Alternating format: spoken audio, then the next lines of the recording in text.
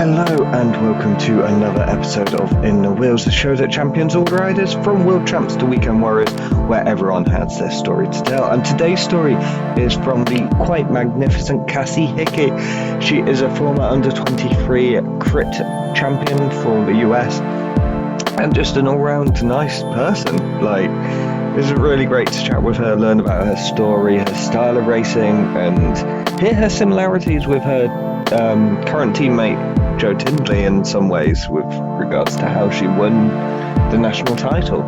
So yeah, sit back, relax, enjoy, and do all those good things like liking and subscribing if you can. But no worries if not, just enjoy the ride.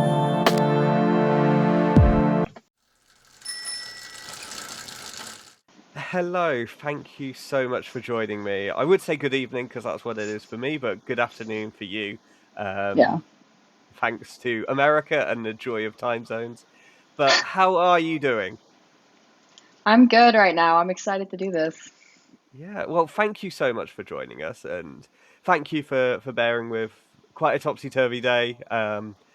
It's been a day as we've discussed off pod. So yeah, I guess the easy question is always how did you kind of get into cycling, but also how did you get into sport in general, I would say, because I know that your route it wasn't straight into cycling. There was other stuff before then. Yeah. Oh my gosh. I started out in triathlon growing up. That was the first sport that I did. I started that at a pretty early age, like 8 or 9. And I did Wow. that at a very, very high level for almost a decade. Like I did it until I was 17. I traveled the world with it. I fell in love with endurance sports. And it just Yeah. became like such a huge part of my life that I fell in love with. But COVID hit, a lot of stuff in the world changed. I ended up in an accident on a bike and messed up my shoulder and kind Oh, no of way.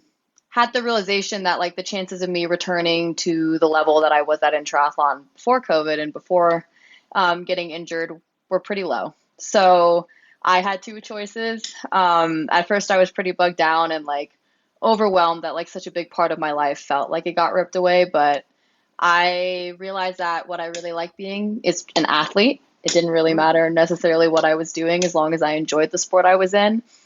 Um, and I got a DM from CMU Cycling, like the collegiate team I ride for.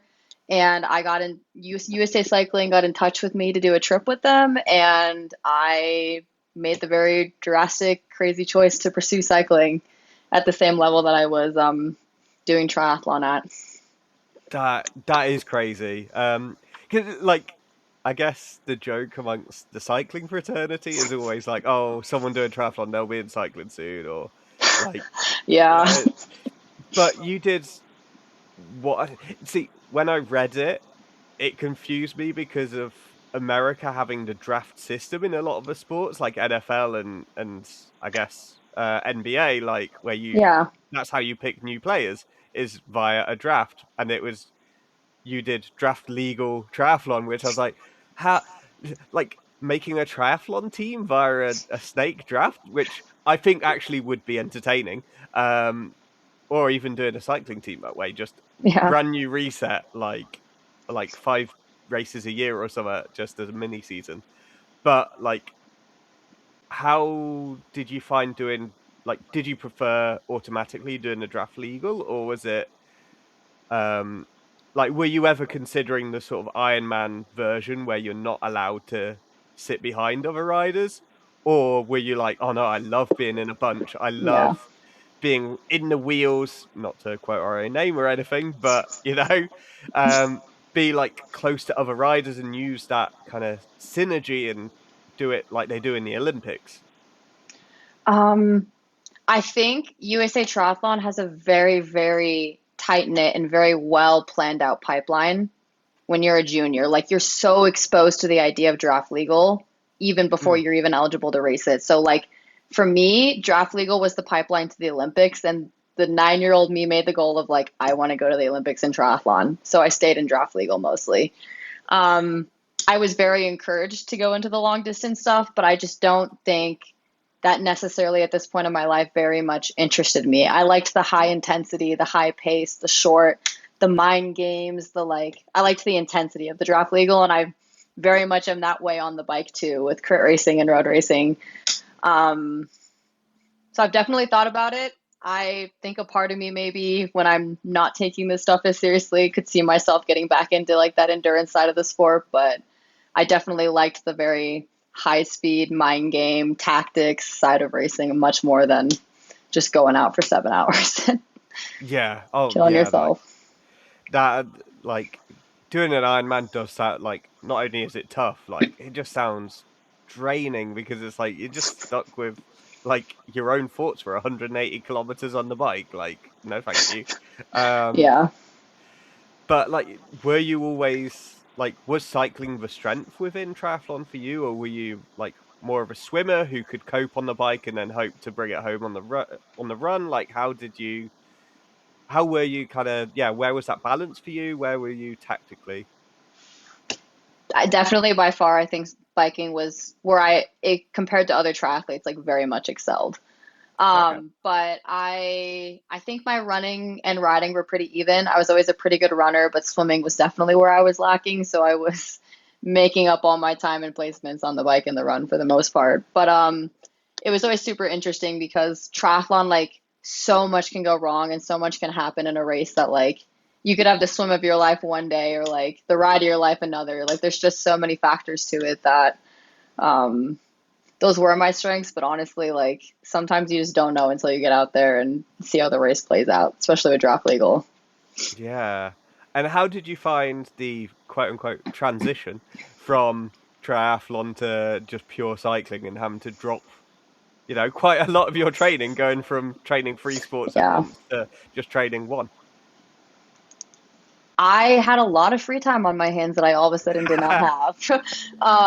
No, I think the transition honestly could have been a lot harder for me, but I ended up very fortunately in a position where just like a lot of things clicked for me.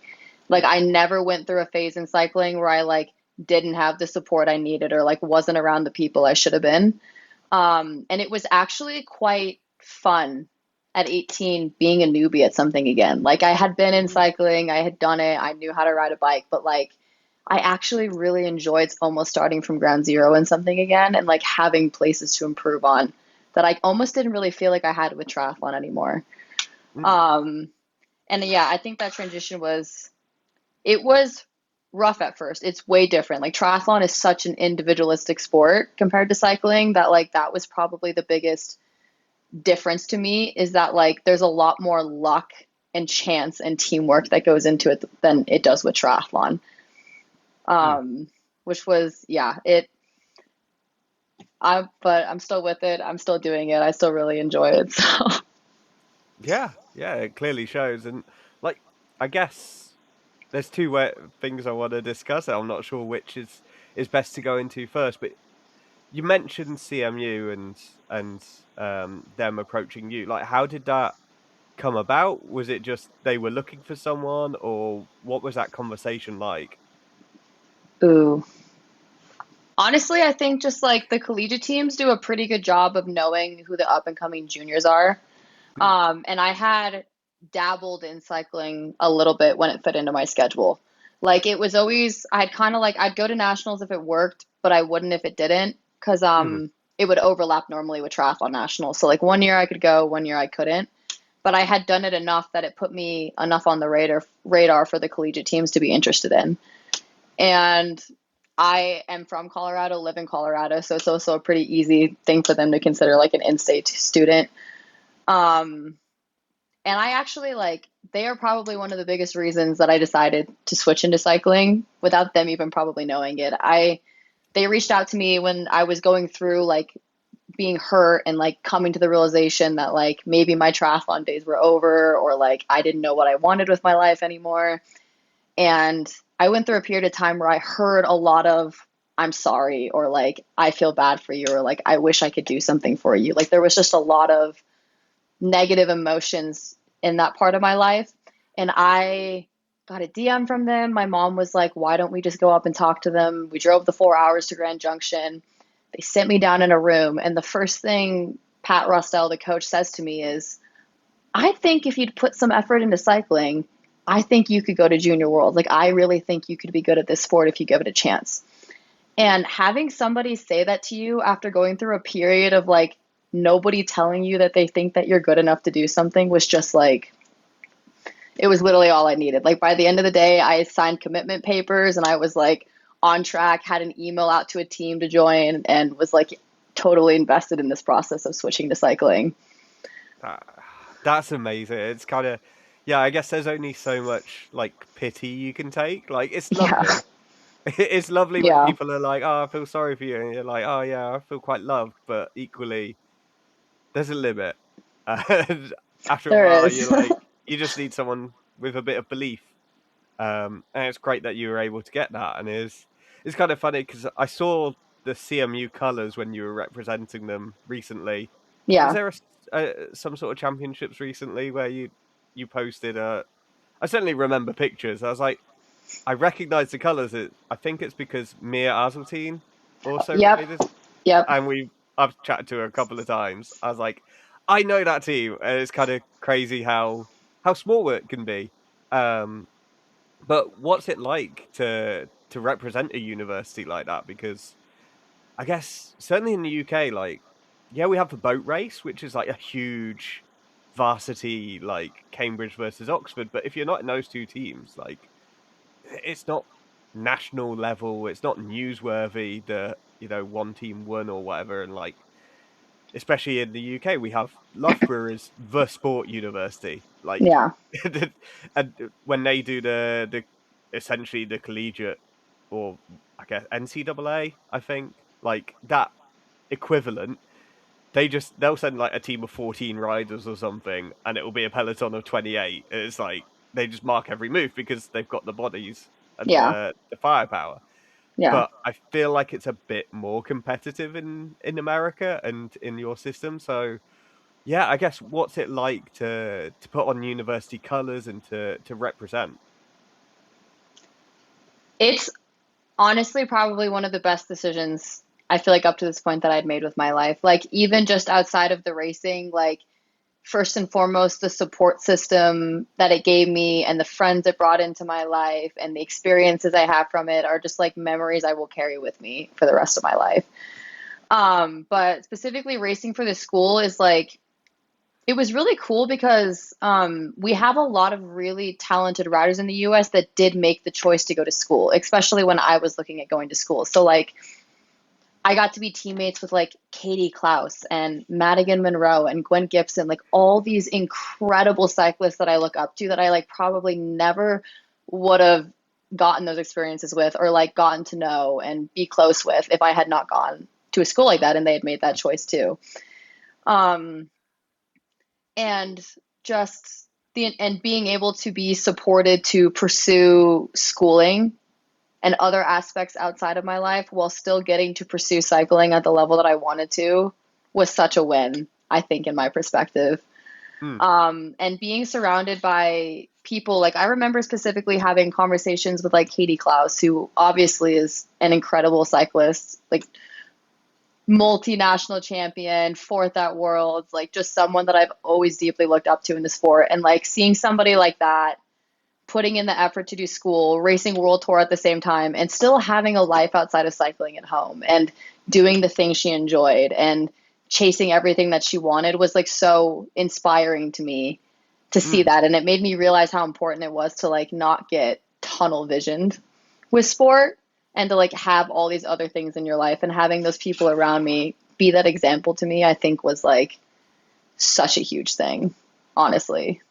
Yeah, definitely. It's kind of, yeah, it's just crazy. Like, I assume then that the school is quite supportive of sporting endeavors and allows that time off because Yeah. cycling is not an easy sport to follow. Like, especially in America, like the cyclocross scene is all East Coast, I think, like It is. Rochester and It's like all opposite side of the coast.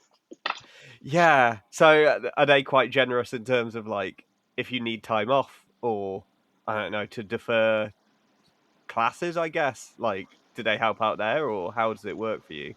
They do the best that they possibly can to help you with the way that it works. And I think to me, that's just been having somebody who kind of knows how the system works and like letting me play it a little bit. Like I've had Yeah. semesters when I'm completely online, and I've had ones where I'm partially online, and I've had ones in person, or like I've decided to do 5 years so that I'm having, lower level classes when I need to be focusing on cycling more. And I think that that was probably the most helpful part of it, is that they have your back and they know that your racing comes first. And as long as you communicate with them and use the resources in front of you, like it makes it very, very doable to do something that like I did not think would be possible at the Oh, time.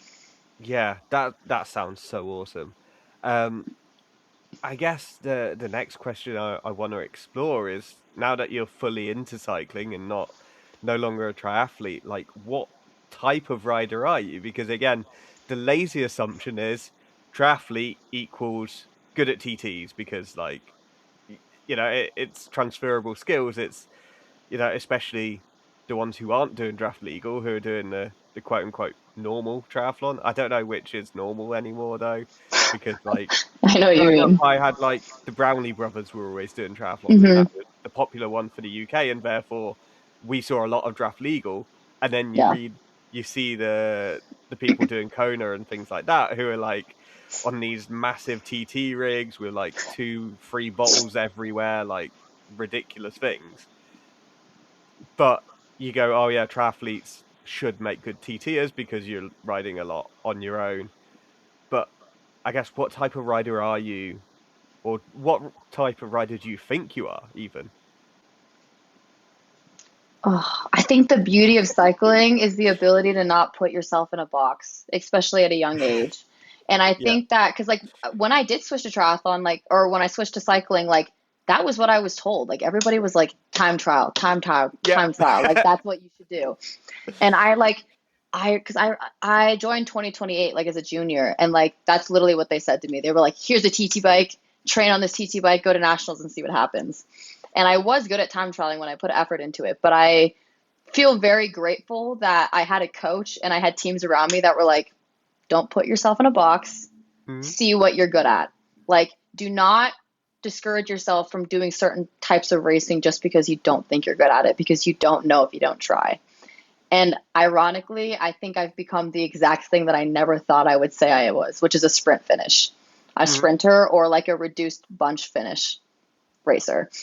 Um, and honestly, discovering that side of me made me enjoy the sport so much more, because I found that niche that I like genuinely enjoyed in the sport. Like I love technical finishes and sprinting and the game and positioning and boxing for position, and like I never would have realized that if I wasn't in a situation where I was with the team I was on last year, CCB, where they were like, if you want to try to go for the sprint, like go for it.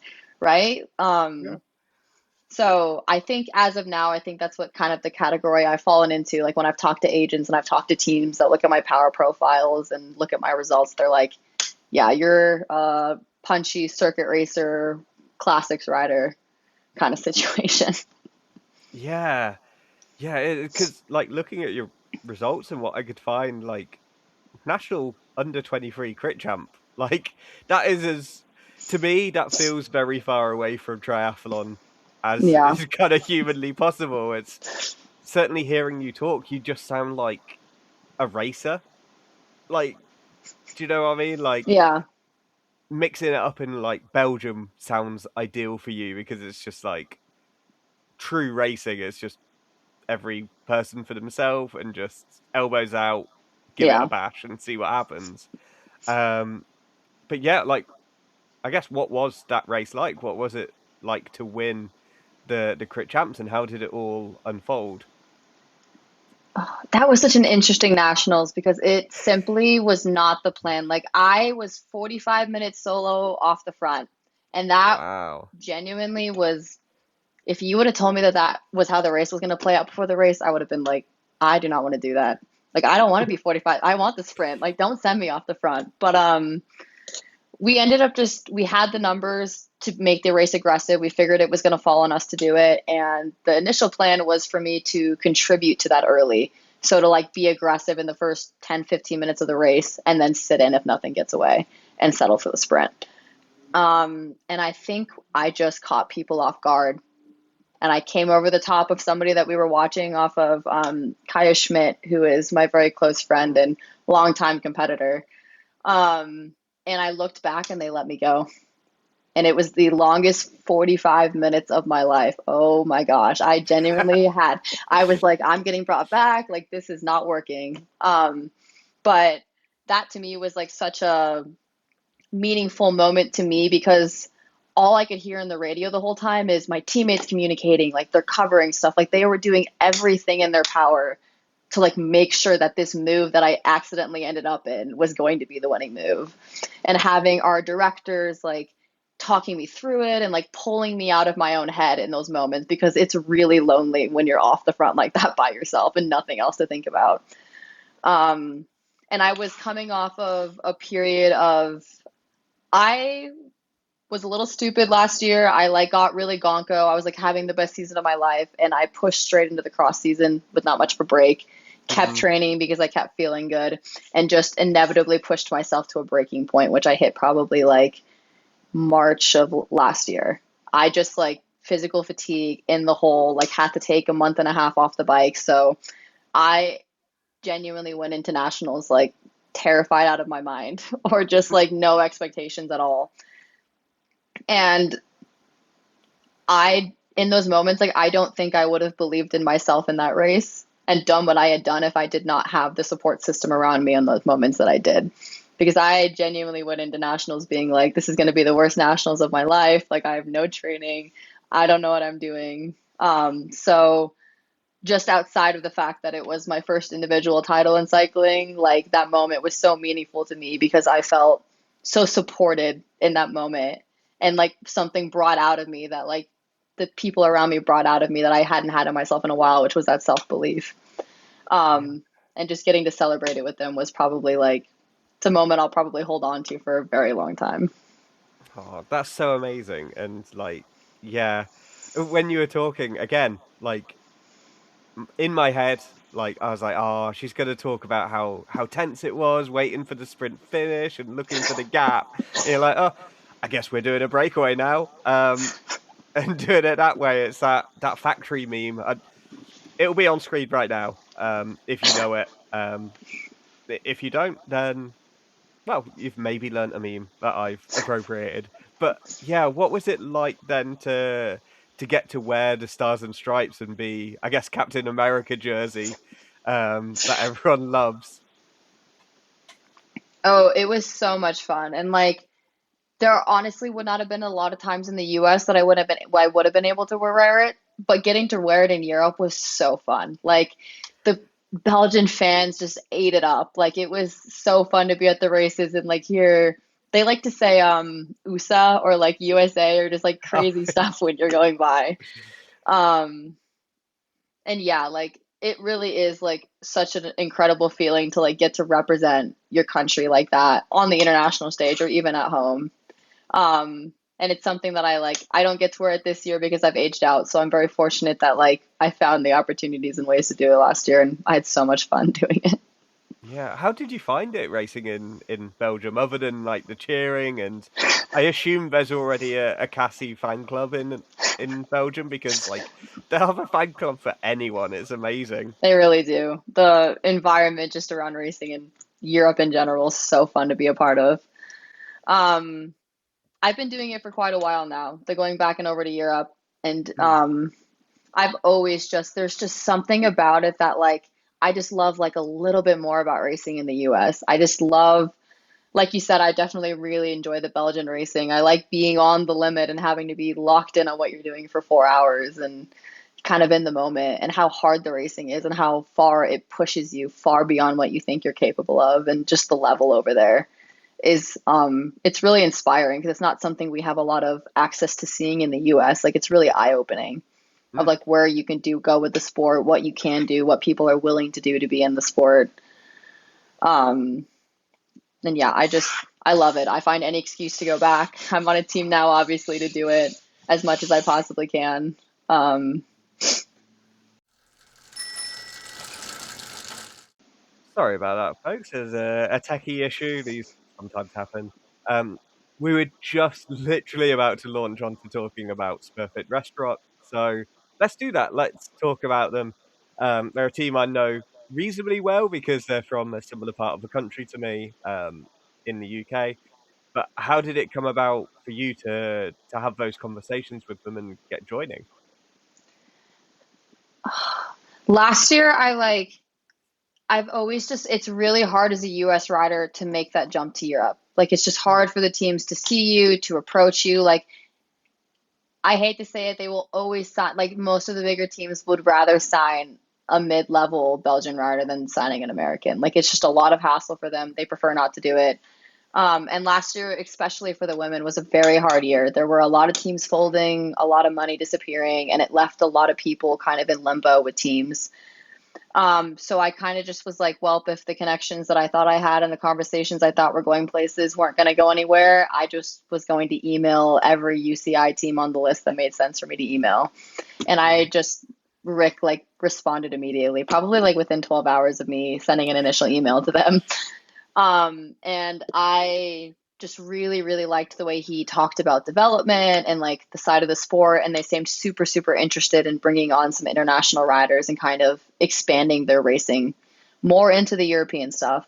And I think for me personally, like, I've had a lot of friends who have gotten pulled into the European scene far above the level that I think was right for them at the time, like thrown Mm. into the world tour, thrown onto a pro Conti team, and just ended up quitting the sport or falling out of love with it because of how much they struggled moving to Europe as an 18-year-old and literally away from your entire life to pursue this thing like on your own and how hard that was on them. And I knew that a part of me deep down thought that maybe taking a little bit of a lower level step with a team that I really liked what they stood for and how supported I felt on the team and still getting those race opportunities without the pressure of performance felt really right for me as the next step in my career. And I just really clicked with the team and Rick, and like even just so far, like team camp and my first block over there, it's just been incredible. Like the girls on the team are incredible. The staff is incredible. They were so incredibly welcoming to a foreign rider who Mm.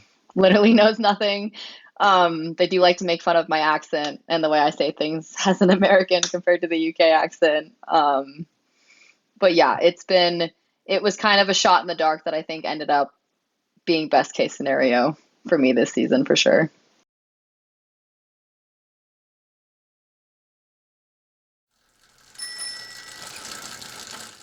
Hello. Hi. Thank you for bearing with this, by the way. Hopefully, like it did Oh, you're okay.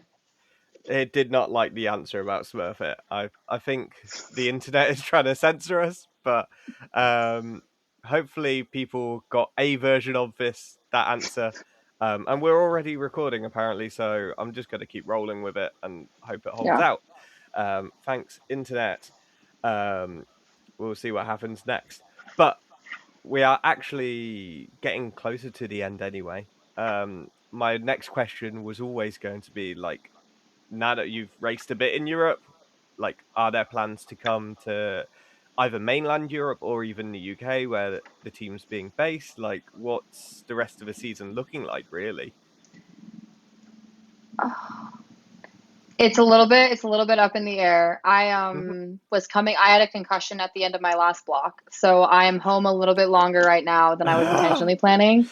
But the plan all along was for me to, because I'm not using I last season I tried really hard to get my dual citizenship because my mom is from Hungarian, but just did not get it in time. So I'm still kind of on that like 90-day Shanghai zone limit thing, which kind of sucks. But the way that we were going to get around that is for me to actually go to the UK because it's not in that zone.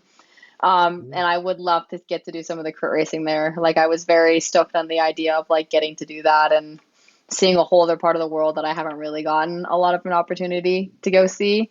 So yeah, that is the plan right now is to hopefully go back over, do some of that crit racing, and then finish out a 3-month block in Europe after that. So Yeah. So I got that you're gonna hopefully come to the UK then. Um, are there any? Oh fuck me.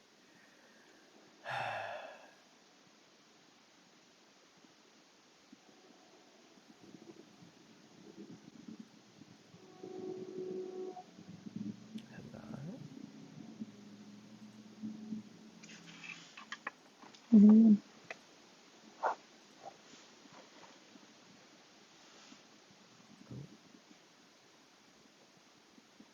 Hey, I think I'm back. I can hear you now.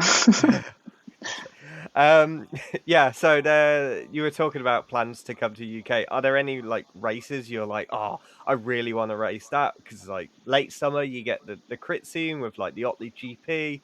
Um, so and many others in sort of well, mainly Yorkshire. Let's be honest, because British cycling loves Yorkshire for whatever reasons.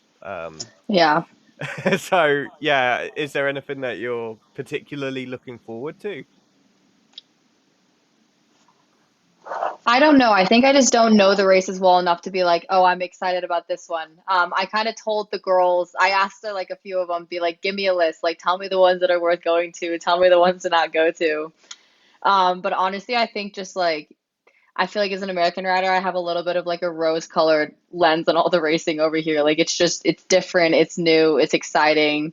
So I think honestly that any of the race days I get in the UK and in Belgium are just going to be a lot of fun, honestly. Yeah, I'm trying to think because like I know Otley has a very fast downhill bend before the sprint, so the sprint is like a million miles an hour, and Guildford is usually quite a popular Yeah. crit with a cobble climb finish. Well, not a proper. We're not talking Ode Quaremont or anything like that, but you know, it's still a cobbled street and still uphill, so it's tricky. Um, Yeah. so yeah, and obviously any race in Belgium's just hard.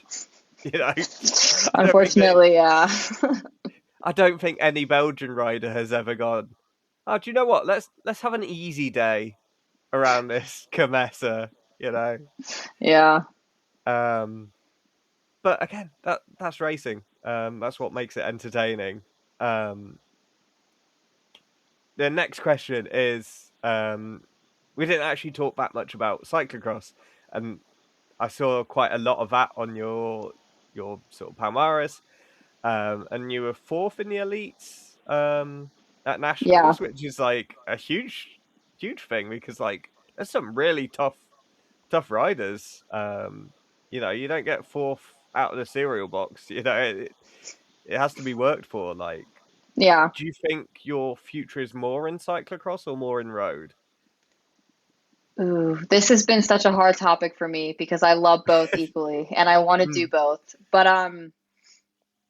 I very recently had someone approach me because the two can be very, very hard to balance, especially with how even just drastic the US and European calendar is.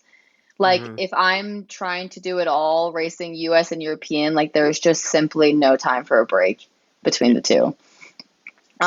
And I remember talking with Meredith Miller, who was a very big cross racer for us in the US not too long ago. She now works for Shimano. And she grabbed me by the shoulders and she was like, you can always come back to cross, but you cannot always pursue road at the World Tour level. So I've kind of had that thought of like, cross, honestly, these last couple seasons has been a little bit on the back burner for me. I'm doing kind of it very minimally, like just showing up to nationals and not really going to Europe or doing much else with it, in hopes that if I make it in Europe and I get on a team, then I can get back into cross once I've like made that jump. I'm making some money. I can go back to it because it's really interesting to see now, especially on the women's side. There are so many teams that if you just simply ask, they give you the support to race cross. Like I've seen a number of Lotto girls racing cyclocross, AG, EF, like the teams support it. You just got to get there. And I think it's such a horrible mindset to have that like you can't do multidiscipline because I think that they really do exist well together. Like I think my cross and road racing benefits from the other equally in ways that I think that's why I'm such a good kermesse racer or like a sprinter is because I have skills and the mindset that I've picked up from cross. And I think in cross, I do really well because I have a lot of road power that transfers over. Hmm. So yeah, like I love it dearly. I've been in cross even longer technically than I've been in road at this point. I've Wow. been doing it since I was a junior, which I didn't really get to do much of road as. Um, but that's kind of where I stand with it right now, is that it will always be something that I love. I can always go back to it, but I think for me long term, just chasing the dream of being a professional bike racer means road has to come first right now. Yeah, and that's fair enough. And that kind of maybe neatly brings me on to my final question, or final real question. Like, if I made you a deal that you could only win one race for the rest of your career, like, and then anything else, like, even if you get close to winning and you're like solo 10 minutes ahead, you'll have like 12 punctures or whatever, and you're just not winning, like, no matter what you do, but you just get one win. That's it for your whole career. What race is it? Oh my God, that's a tough question. I really got to think about this.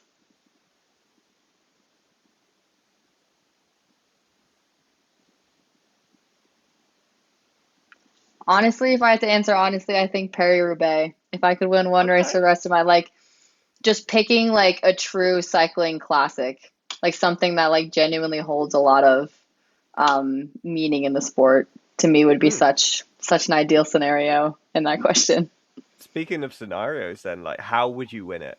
Would you want to do it in a sprint? Would you want like a two-up sprint? Would you want like a crazy breakaway like Ali Jackson, or even like Lizzie Deignan doing her solo in the inaugural edition? Or like, yeah, like there's so many ways to Mhm. win it. I think the cross rider in me would love like just worst conditions possible, last man standing kind of Yeah. scenario. Like who's the toughest of nails that day and comes out on top, I think would just be such an incredible way to win a race like that. Yeah, yeah, I think so. It's prestigious and amazing. So now the true final question is like, how can people keep up with you in the metaphorical sense? How can they find you on socials and follow your journey, so to speak? You know, it's a bit of a cliche word, but you know, like, yeah, how can people follow your story and learn more about you?